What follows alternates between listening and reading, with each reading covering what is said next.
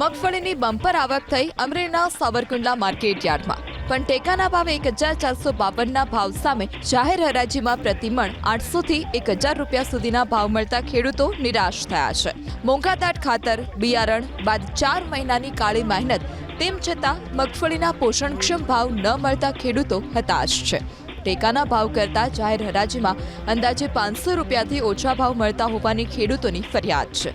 આટલું જ નહીં, લગ્નગાળાની સિઝન અને આગામી વાવેતરને લઈ હાલ ખેડૂતોને નાણાંની તાતી જરૂર હોય છે. તેવામાં પૂરતા ભાવ ન મળતા ખેડૂતોને આર્થિક નુકસાની ભોગવવાનો વારો આવ્યો છે. ટેકાના ભાવમાં થોડો ફેરફાર કરી સરકાર વધુ મગફળી ખરીદે તેવી પણ સરકાર સમક્ષ ખેડૂતોએ માંગ કરી. અમરેલી, સાવરકુંડલા સહિતના યાર્ડમાં 35,000 થી 50,000 મણ મગફળીની આવક થઈ રહી છે.